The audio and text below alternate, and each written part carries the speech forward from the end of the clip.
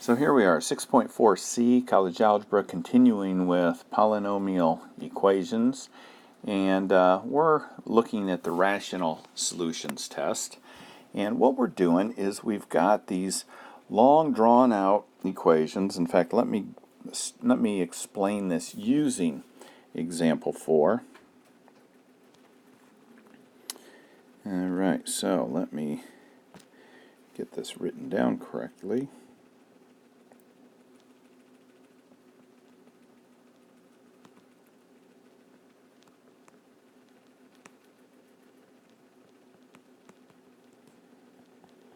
Okay, so there is our equation there. It's a quartic function. It's 2x to the 4th power is our lead term here. So we know we're going to have 4 answers. It's going to cross the x-axis 4 different places, and we just need to find out where. We're trying to find out what numbers make this equal to 0. What x values.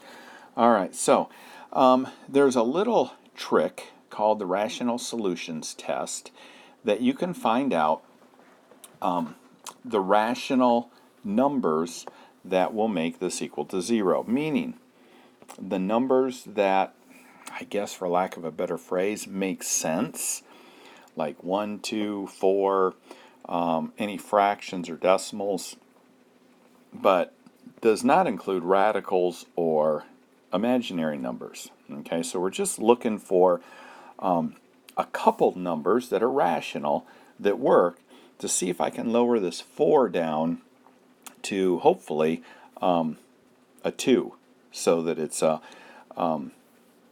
quadratic equation, which means then I can solve it with completing the square, or preferably the quadratic equation. So anyway, I'm looking for the rational solutions here if I can find them. All right, and the way that works is we have a method called the rational solutions test, or the P over Q test. Okay, so the P is what are the factors of the last number that does not have an x on it, just that number. Okay, so we take the factors of P, and it's the factors of that -6 are going to be 3 times 2, -3 times 2, 3 times -2, -6 times 1, or 6 times -1. Those are the factors of P. All right, now notice here, we've got a 3 that's both positive and negative, so I'm going to write plus or minus 3. I've got a 2 that's positive or negative. I'm going to write plus or minus 2. A 6 the same way, and a 1 the same way. All right, so what I just did is I listed all of the factors of -6. Fortunately, there weren't a ton. The Q says take all the factors of the coefficient, or the lead coefficient here.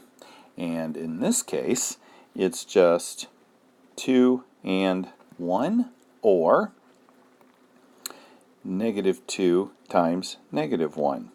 Either one of these will give me a positive 2. All right, so that makes it easier, because that is going to be over my Q, which is going to be plus or minus 1 and plus or minus 2. All right, so what does that mean? We've got all the factors of P, all the factors of Q. What that means is any fraction here is going to be a possible rational solution to this quartic function here. So let's look at what our options are. If we took each one of the top numbers and put them over 1, we would get 3, 2, 6, or 1, because any number over 1 is going to give me those numbers. All right, going to give me themselves. We also have if we took the negatives, we're also going to get -3, -2, -6, or -1. Okay. What that means is these numbers are all possible factors of this. We don't know which ones. In fact, we're not even done yet because we just put these 4 over a +1 or a -1, and now we have to do it over 2. So we're going to get a 3 over 2, a 2 over 2, a 6 over 2, or a 1 over 2, and then we get the negative side.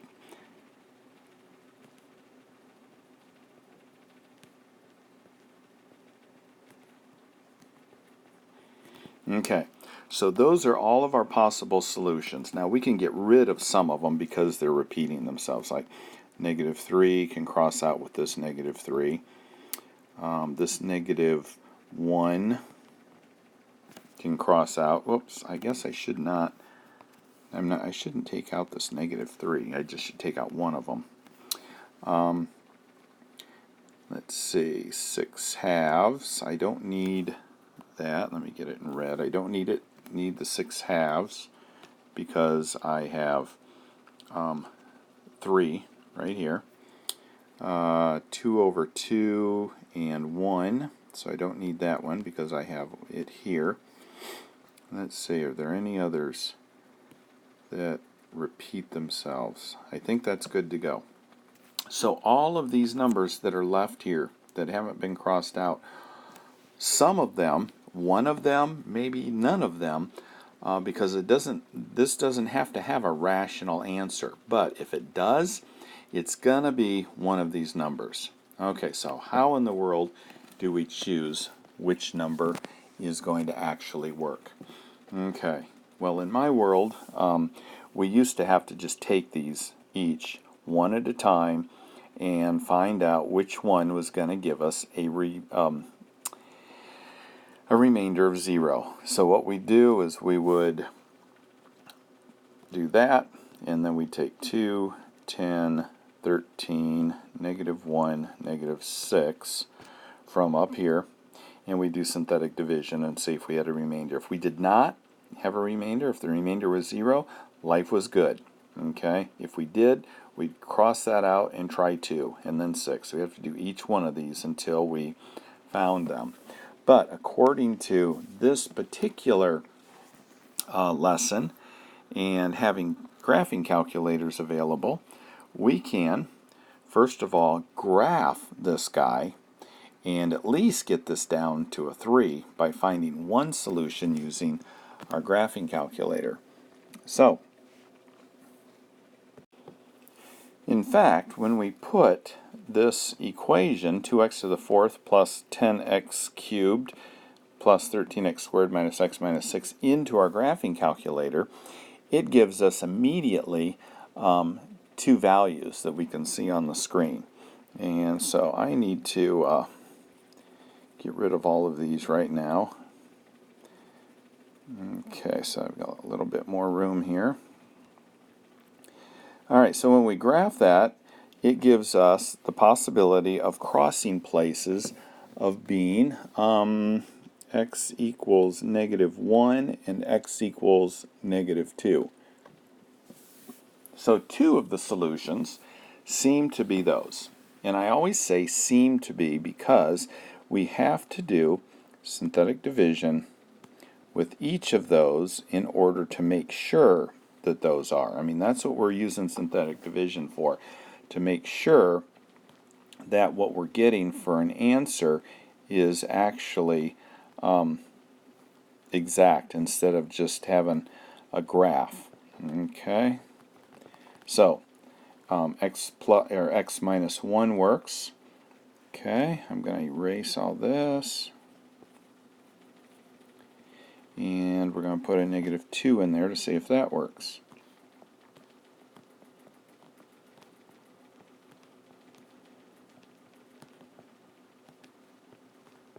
And that works too. So we know that those 2 answers work.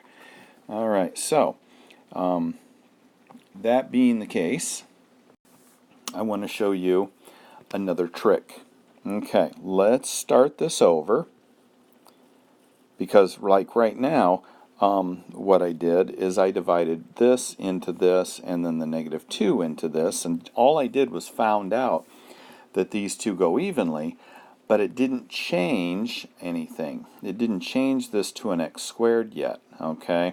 So what I'm going to do is show you a little trick that's really quick and easy here in order to make sure that happens.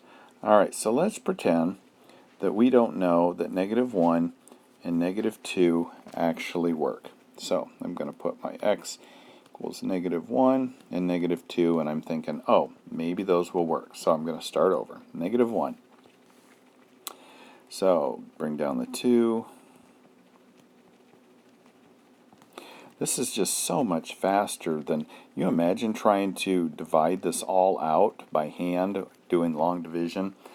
Really, really not going to work. Okay, so that works. So I know this works. So what I'm going to do here, make a second box, and I'm going to put the negative 2 in, and I'm going to use these numbers. Okay, because if negative 2 goes into this, it will also go into my result. Okay, so that means that I draw my line here, bring down the 2,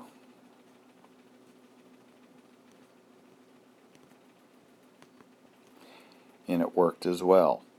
Okay, so now what I have, this is what I need right there. So x plus 1 works, x plus 2 works, and then I have 2x squared, because I did this synthetic division twice. This is going to lower 2. So I have 2x squared plus 4x minus 3. Okay, so I kind of did two things in one. And it wouldn't have mattered if I tried the negative 2 here first and did the negative 1 down here. I'd get the exact same thing. It would not matter. Okay, so I plug that in, get my answer, plug this in here, and get my answer, and then I've got it all done real quick and easy that way. Now, what I do to solve this, or to find out what my x's are, is all I've got is a quadratic equation here. Okay, so I can try to factor it. Two numbers multiplied by itself give me negative 3, added give me 4. Yeah, there isn't one. So that isn't going to work. So I'm going to have to use the quadratic formula. And when I do the quadratic formula, I find some really, really messy answer here, which is actually negative 2 plus or minus the square root of 10 over 2. Obviously, you could not have done synthetic division to get that answer. So I get x plus 1 and x plus 2. And this here is going to be my third part, which is going to be x plus 2 plus square root of 10 over 2.